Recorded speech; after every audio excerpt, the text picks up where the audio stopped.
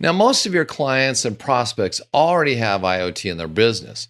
And unfortunately, about 80% of that IoT is unsecure. And because many businesses have not secured their IoT, hackers are able to breach your client network through their IoT devices. Now, in this episode of IoT Playbook, I interview Josh Liberman, the president of Net Sciences, an MSSP owner in New Mexico who specializes in securing his client's network, including IoT devices.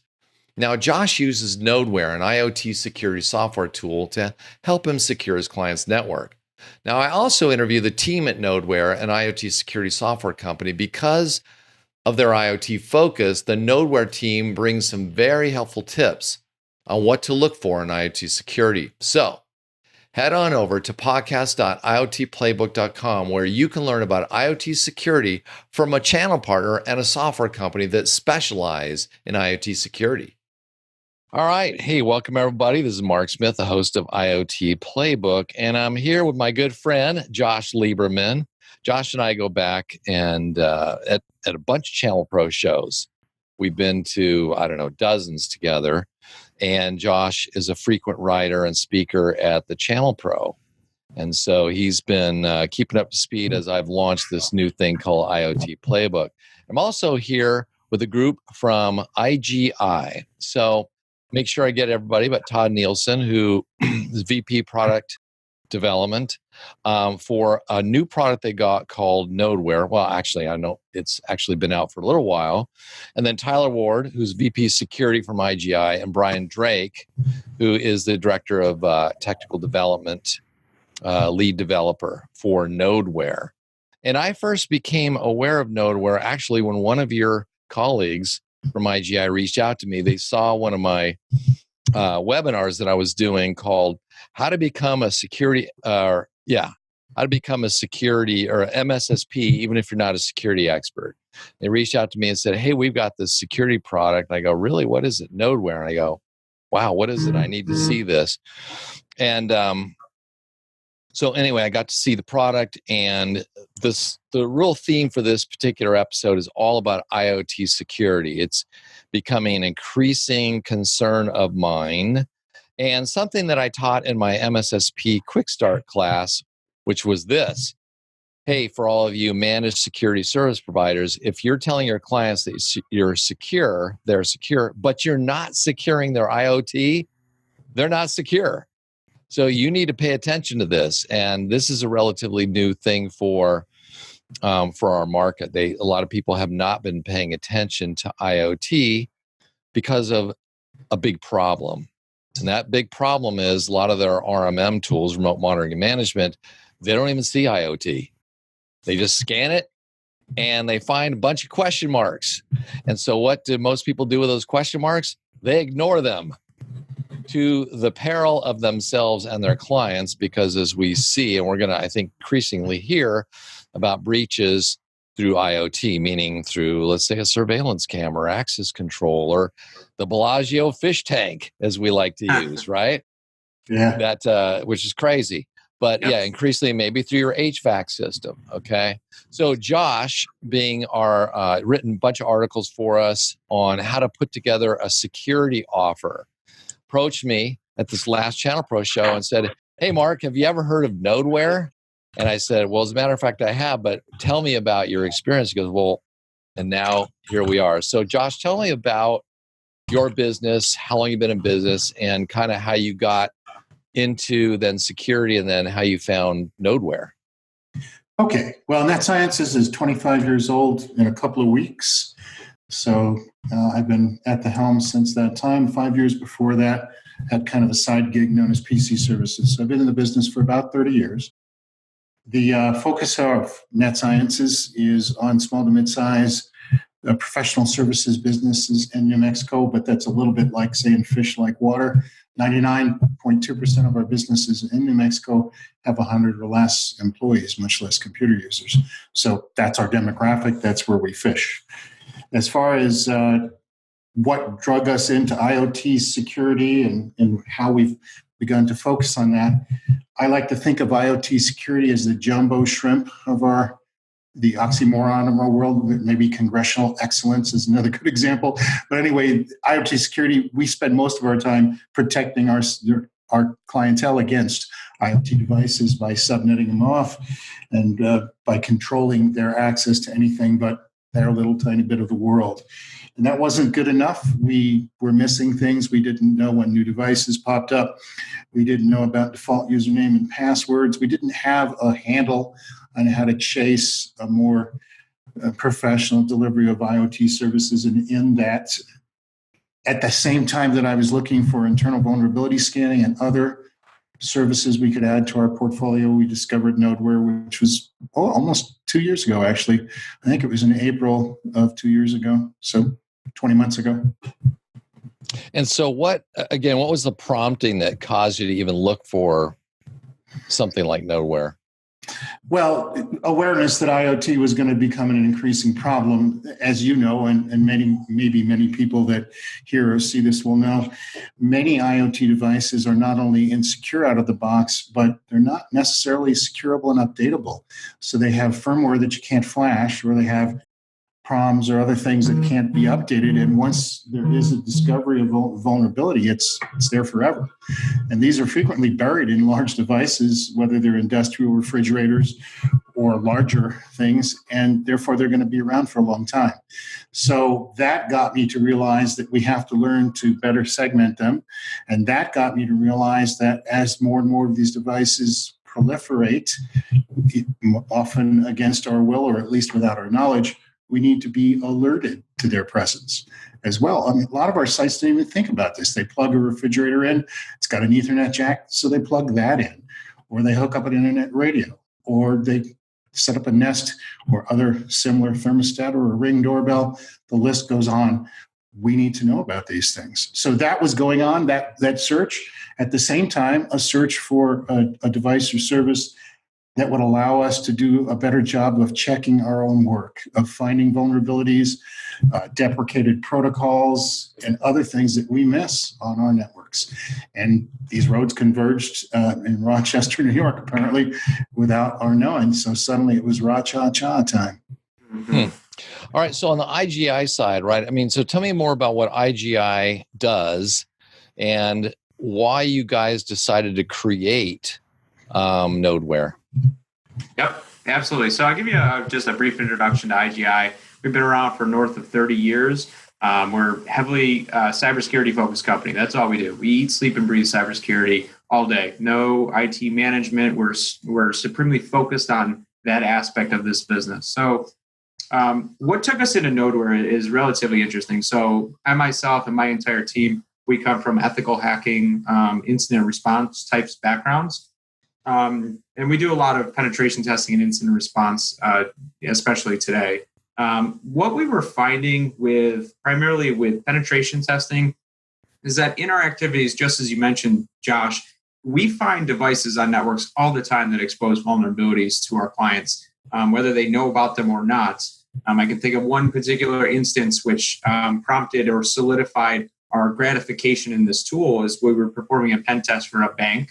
And within 5 minutes, sitting in their conference room, we had access into their IoT camera system with their CEO in the room with us. And we were looking into their bank vaults and over the shoulders of their tellers, typing in their passwords on their computers, all because of an IoT device. This was 5 minutes into the engagement. Dude, that's like a spy movie. You can imagine what the rest of that engagement looked like. Right. We spent weeks obviously doing that. So, the problem is real. It's growing, not just with IoT, but with all assets, right? And we recognize that in order for our clients to, even think about becoming secure, they first had to identify these assets. The solutions that they had previously were bulky. They were large solutions. They were expensive. They broke the bank for these organizations and they were complicated, right? So we think back to all the, I'm not going to mention any names, but the traditional vulnerability scanning tools are great. Like what? Are you talking about like HP OpenView or like what?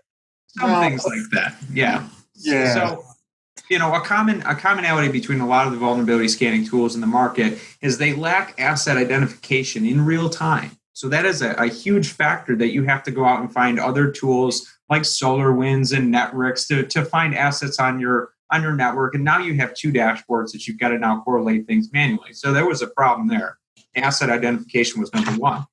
The second one was the complex nature of vulnerability scanning tools in themselves, is that you basically needed a PhD to be able to decipher what a CVE was, to understand your risk as a business, right? Something says that it's critical, but it may not be in the context of your business, right? So these vulnerabilities were pulling in too much complexity for organizations that are in these types of markets, the small and medium business space, that just need to see how many assets I have, what's new, and how are they vulnerable, and where is my risk, both on the external perimeter and internally. So through pen testing, incident response, we found that IoT was a problem, also a solution for many businesses with their camera systems and HVAC. We think back to the Target breach, right? We all know how that happened. Access to an HVAC system. That's how the attackers got in first. So we came up with Nodeware as a solution that is easy to implement, that not only scans your systems externally and internally for vulnerabilities around the clock, so you don't have to schedule scans and all of that type of stuff, but also identifies new assets as they appear on your network and alerts you to them. Fundamental things in cybersecurity that were surpassed by complex tools. So it was left in the background a little bit, but we still had breaches going on everywhere, and we were still breaking into networks every single day through pen testing. So we recognized a problem, we created a solution to it. Okay, well, we're going to definitely dig more into the solution.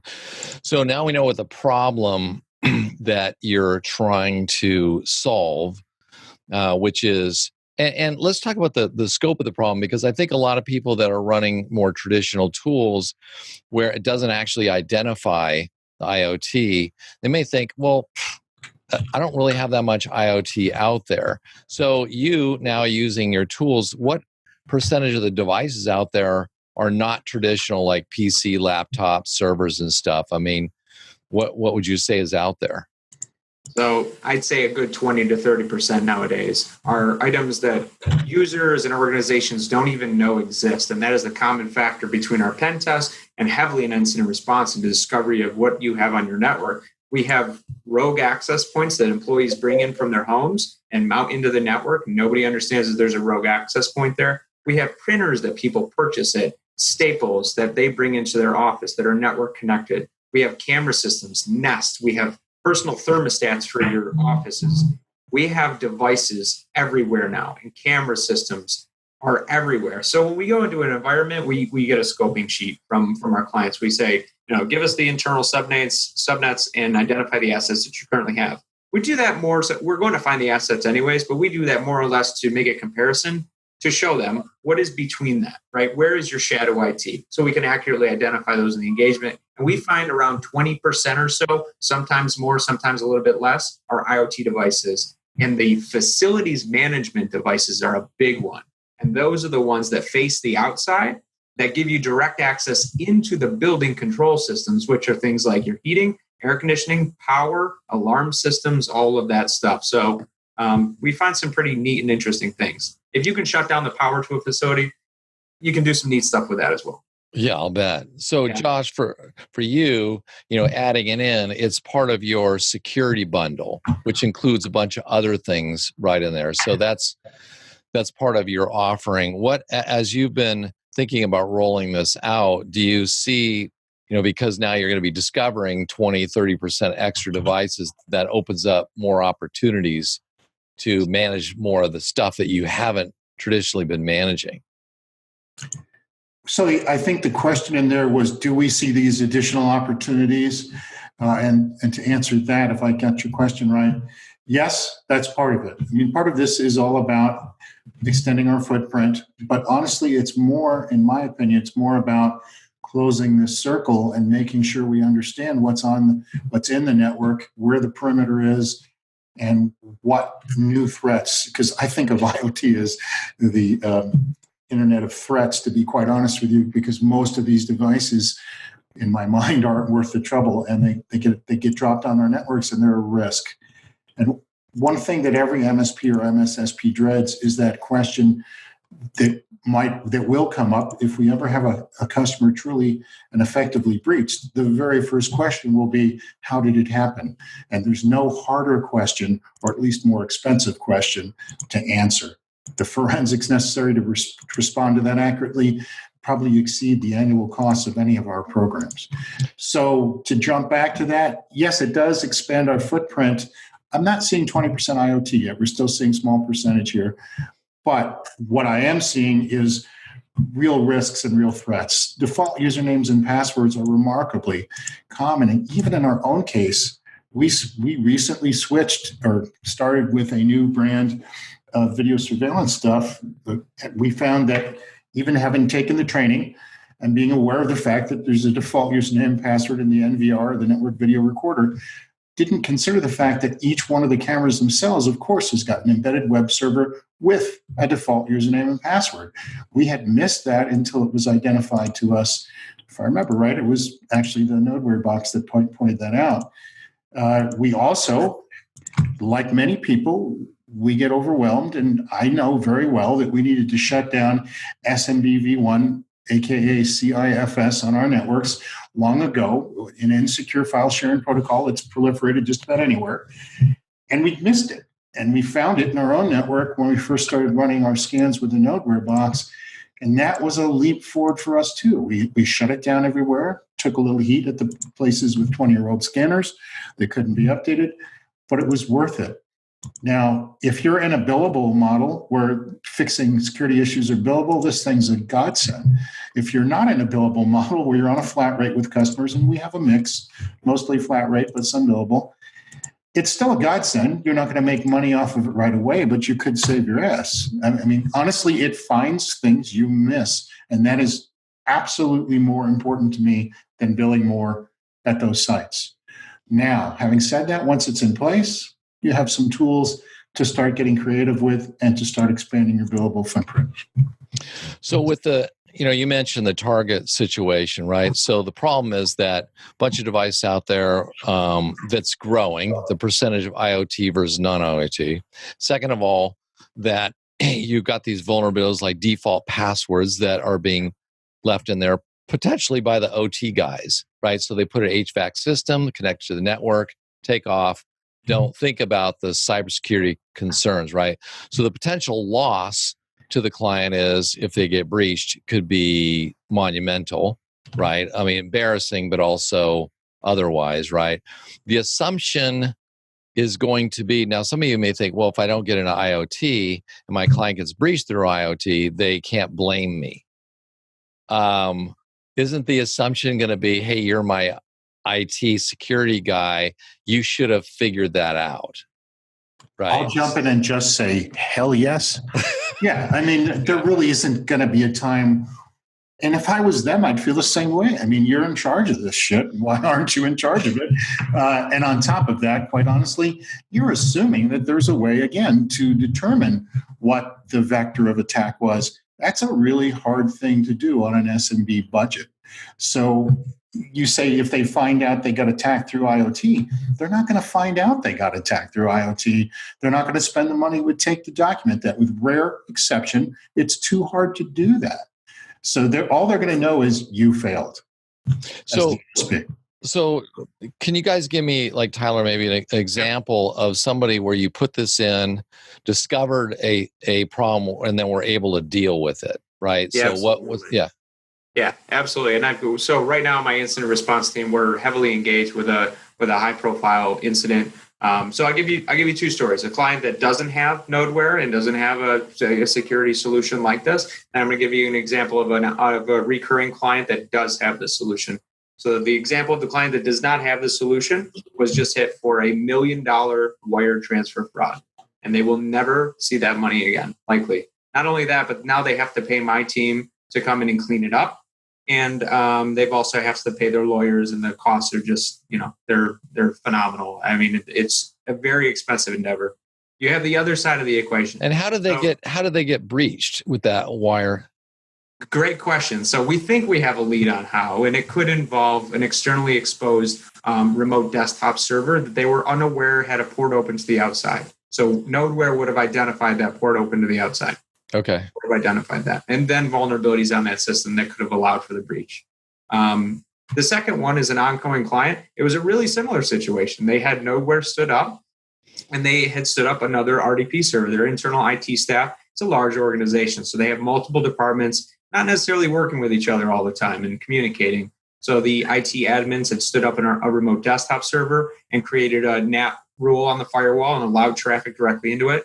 Within a few hours, we were able to identify it through Nodeware and say, you have a new server that's now facing the outside. And oh, by the way, it's susceptible to Eternal Blue, which is the heavy exploit for ransomware propagation and compromise of machines very quickly. So they were able to shut that system down. And then we refined the process within the company to the change management and configuration management process to go through a clear review phase and sets of approvals before you make changes like this. And they really avoided some heartache by doing that. Yeah. So how does the business model work, right? So, so like you would sell Nodeware to a channel partner like Josh, and Josh can then, build that into his bundle or charge whatever he charges. How does that kind of work? So it's kind of just like you said, we have our partners that operate in two different ways. They resell the solution to their end clients, and then their end clients manage that themselves. They have internal IT, whatever the case may be. And then we have our other clients, our other partners that fully manage those clients of theirs, and they're managing those dashboards and identifying those new opportunities for remediation. Because you still, regardless of whether you identify new vulnerabilities or new threats on a network, somebody's got to fix them. And you don't know what you don't know. So when you plug this thing in, and Josh, when you plug it in, you see all the dashboards light up red, and you present that to a client.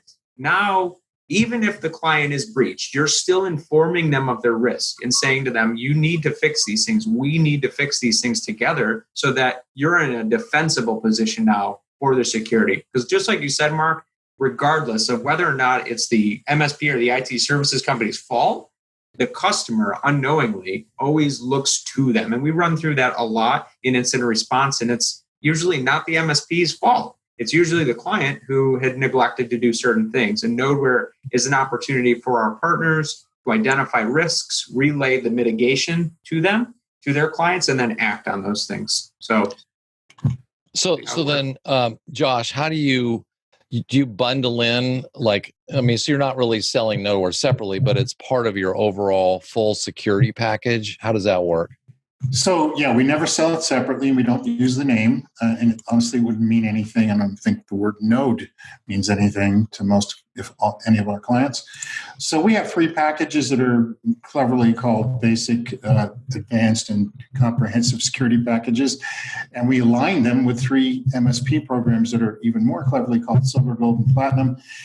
At the bottom level, we don't include Nodeware. We have a package of 2 services, which is what we call active detection services and active response services. So active detection services is essentially a rebranding of Nodeware. Active response is firewall log reading and response with real-time block rules being created. And together, we recently jumped into a dark cubed relationship to deliver that. But those 2 packages together, those 2 services together, form our advanced security package, which is a chargeable add-on on our Silver Care or bottom level plan and included with Gold Care. But they complement each other very well. And a good example is one of the first times we ever played with Nodeware outside the wall here, somewhere else for a few hours. What we discovered was a device that nobody could recognize, which turned out to be an industrial refrigerator, sending traffic that we found out was encrypted and going back to China. We learned that from the firewall log stuff. And we sat down with these guys and said, well, you have a new device? They said, no, we don't. So we walked over and showed it to them. I'm cutting a few steps out here. They said, oh, well, we didn't do that. I said, okay, well, they're good. They're pretty cool things, but they don't plug themselves in. So we unplugged it, talked to them about why they might put a refrigerator on the internet to sensor response, tell you if something fails, empty shelves, whatever. And they didn't want any of that. So we unplugged it. The next day, they plugged it back in. To cut to the chase, we found out that it was sending encrypted data to China. So their question was, well, what is it? I said, it's encrypted. We don't know. It might be diagnostics. It might be a recording of everything you said to Alexa that day. We don't know. But the bottom line is, if you don't need this, it needs to be disconnected. Now, that time, we also plugged the port in the wall and shut down the switch port that's connected to it. So it hasn't come back up. But it's a great complementary pair of services, and I love delivering it in that way. And the way Net Sciences works is every year we add more services and allow them to be optional. And I use the word allow, understanding what I mean or how it sounds. But then the second year, we then push those services out to everybody. And the third year, we raise prices and include them. So we're in that middle section now where everybody is going to have our advanced security package as of 2020. And those that are on silver will pay extra for it. By 2021, it'll just be included in everybody's base fees. And partly because we need to get better, and I need to get more sophisticated at selling it, and we need to get better at managing the alerts and the information we gather. And it's important to note that even if you make money, even if you make a few hundred a month putting these out there, you're going to spend a lot of time. I mean, a 10-user network will keep you busy for hours at a time to resolve all the small, tiny things you've missed. That will quickly drop off, and you'll find most likely in the second or third month, it's just a moneymaker for you, and it covers your rear because it finds mistakes that you've made. So, Tyler, I don't know who's going to show this, but yeah, is there a way you could maybe show a screen that is kind of like the dashboard screen that Josh is referring to that kind of flag? So tell me what we're looking at here. I'm going to bring mine up too while you guys are talking. I think I can safely bring my screen up, and we could actually look at that too if you want. Let's make sure my score is high enough. Yeah, it is. It is. So, Right, Mark, it's Todd, and I've got Brian with me. I'm going to turn it over to him because Brian is, to your analogy, this feels like a little like a spy movie, and a lot of days it does. Okay. Brian is kind of our Q. He's the gadget guy who's bringing super tools for the agents in the field like Josh and Tyler to really have at their disposal to fight all these bad actors out there in the world. Okay. So with that, Brian can walk you through what we built. This is the Nodeware dashboard. Okay. Here we're logged into an end customer account, something that as a partner using Nodeware, you have the ability to provide to your customer. As Tyler mentioned, there's a couple different business models there, whether you expose this data in the dashboards to the customer or if you're handling it and not revealing this until you're handing them a report. It kind of works any way you see fit. So what Nodeware really does is tries to take the complicated world of vulnerability management and make it relatable to somebody who's familiar with IT, but maybe not specifically security. We've done so by creating a network health score that is on a scale of 0 to 1,000, similar to credit score. We also, take inventory of devices on your network. We're doing that every minute from the time you plug it in and license it to the time you decide you're done with it. We're going to capture that inventory. We're going to take those devices, fingerprint them for you, so we can give you an idea as to what you're running.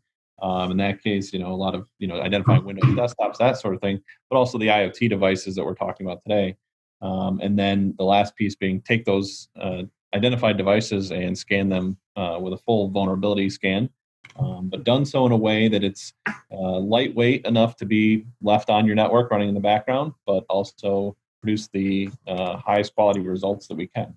So you can see here on this sample or demo network, I have a score of 875, so not great. I've got 4 critical vulnerabilities that you can see.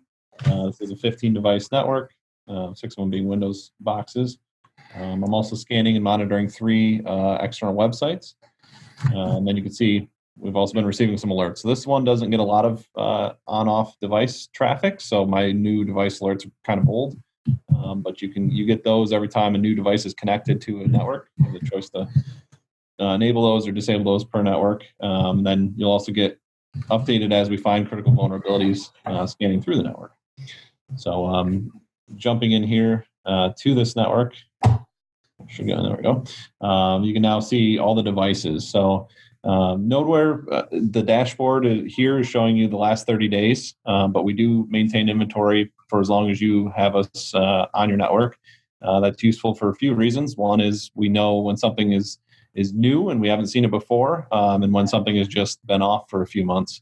But you have the ability to toggle in the dashboard to view data from all time, the last year. But we find that most of our partners and MSPs are using this on a 30-day rolling period. So that's kind of what the default is here. And so let me ask you a question. So if you do find a particular device that's like flagged as red, okay, meaning do something about it, what can you do with this tool to go fix it, or what's the next step really? Yeah, so let's take a look at this wonderful old ESXi host. It's one of my favorite to demo with, really, because it exists for one purpose. That's to be a terrible host for us to run this against. So we have what is a ESXi 5.5, out of date, end of life at this point. Last scanned just a little bit ago here. We found 51 risks associated with this particular device. So we've given a score of 0, which, if a scale of 0 to 1,000, it's rare to have a 0, but here we have one, and I'll show you exactly why. Is we have everything from critical vulnerabilities being end of life, out of support OS, right through all the VMware advisories themselves. So this is a laundry list of issues, as well as quite a few open ports, and combined with the vulnerabilities you see here, it produced quite a terrible machine. So when you're actually into a particular host, in this case corresponds to a VMware advisory, as well as the CVE. So we like to think you can, if you're a VMware user, you log in here. It's going to tell you how to get an update that's going to take care of all these issues for you and kind of take you through the different versions. But in this case, it's pretty simple. The majority of these are just because this thing is at its end of life. Okay. All right. So, well, Mark, another way we often talk about this, there's obviously a lot there in terms of the dashboard and drilling down into a device and how we scored it. Our sales guys are very, very fond of saying it's 3 clicks to the fix. Which means? Because you see a device and its criticality, you can follow the path that Brian just took. Click on the device, click on one of these alerts, and then, as Brian showed with the VMware site, you can click straight through in the third click to the suggested remediation, which is the sort of thing that guys like Josh, as Josh said, you will find issues and it will take some time. So build that into your plan, but that's where the fix is. Now, Josh, for you actually, because Nodeware, you can install it as just on a particular machine, but you also sell Nodeware that's already like prepackaged on a machine. Is that right? We deliver it or will be delivering by appliances only. We're not going to end up spinning up a VM at our sites. Most of our sites don't have the spare CPU and compute site or memory space to do that. Some do, but for the most part, it's such an inexpensive device. I really like the fact that hardening it and taking care of it becomes the IGI's issue, and I'd prefer that to having to patch and maintain any kind of VM. But yeah, it's an inexpensive, it looks like an Intel NUC, a very small sensor node that sits inside the network and does its thing. Or you can deliver it as a VM. Okay, so what, I know you guys have an offer as we kind of wrap up here. What's the offer you'd have to potential channel partners who are interested in exploring Nodeware as an option to add? Yeah, we'd love the opportunity to show this to folks, as well as kind of walk them into how this fits in their business model. Mm-hmm. Mark is going to put a link in the show notes. The notes. It's info.igsus.com/IoT. And if MSPs will hit that page, they'll be given directions on how to get the gold. And what's the gold? It's a free, not for resale, but it's a license to give Nodeware a try and get started. Okay, great. So they could try it out and get full access to the product and be able to check it out in their own environment and whatnot, which then running it against their own network are probably going to discover all kinds of devices they didn't know were there. Inevitably, yes. Yes. Okay, great. All right. Well, that is good. And is there any new things that are coming up in, that you want to talk about?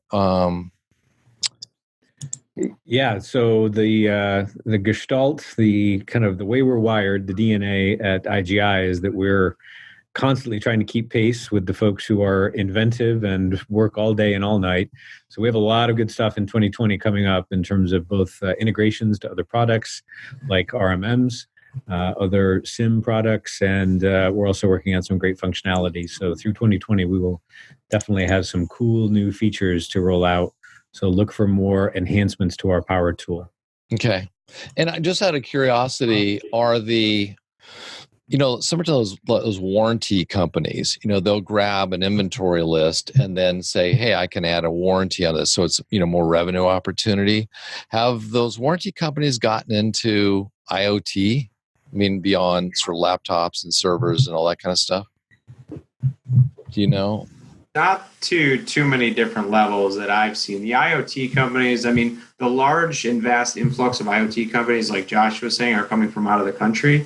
They're cheap. Most people are looking for the best bang for their buck. So those don't really come with warranties too much. Some of the domestic vendors out there, LG, Ring, Canary cameras and things like that, they do have, warranties with them. However, they're all putting disclaimers now on their products and services that say this could be a security risk to your organization. So a lot of them are actually doing their due diligence and saying, giving a little bit of guidance, because before they were shipping these things out with backdoor credentials and default credentials on them, and they understood that they were coming under fire for that. So, yeah.